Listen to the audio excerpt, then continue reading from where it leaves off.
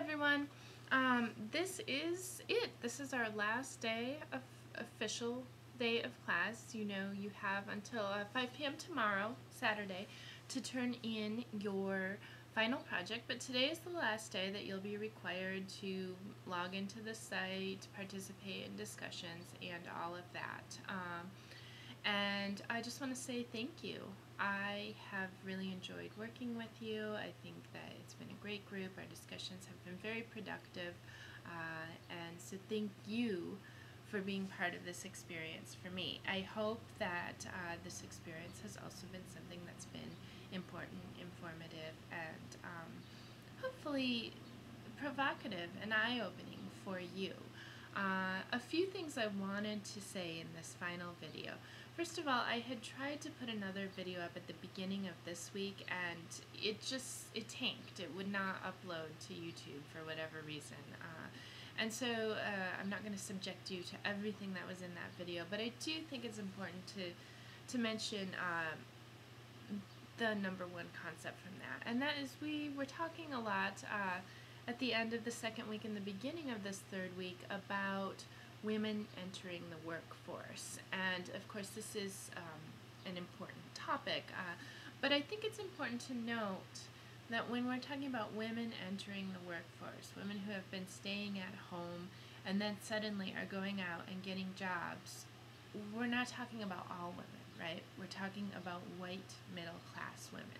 We're talking about women who had the privilege of being able to afford to stay home and not work. And I'm not saying it was always a privilege, and I think that's what critics have shown us, that many women were very unhappy and unfulfilled, and so, you know, going into the workforce has been significant and important.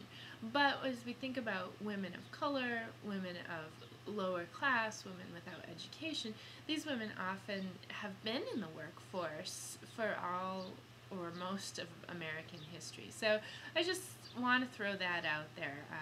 It's really easy to get in this pattern where we're talking about women entering the workforce and kind of assuming that expression relates to the experiences of all women, and it really doesn't. The other thing I want to say that is part of my closing comments to you is to thank you in advance, a lot of you, for your responses to the last discussion. Of course, you've got your Gray's Anatomy discussion questions, and then I ask you to do two things.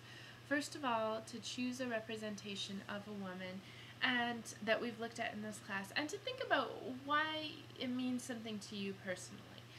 The second thing I want you to do is to think about why representations at all, or in general, matter. This class has been focused not so much on studying the history or the biography of a bunch of women, but in looking at the way women have been represented.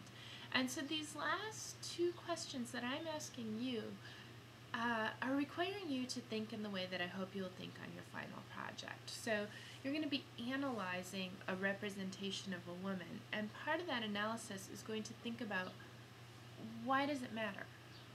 Why is it important or problematic, or why would it cause trouble, or why could this be a positive thing for women in whatever field to see a woman represented this way.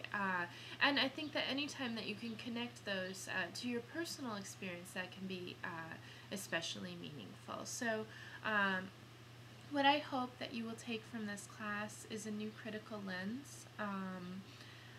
I hope that you will be aware all the time that we are seeing these representations, and anytime there are structures of inequality, especially, I think that what you're going to see is a tendency to think that the representation is the thing.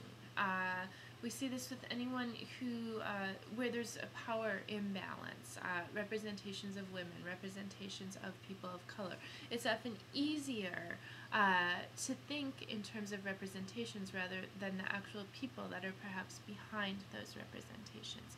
You now have the skills to go out into the world after this class, and I know some of you were doing it before because it's evident from the inside of your discussion post, but you have the skills to go out into the world and recognize those representations for what they are and see how they can be related to structures of inequality. That is what I hope to send you with from this class. So once again, thank you for working with me, for working with each other. It's truly been an honor and a pleasure to be your instructor for this course.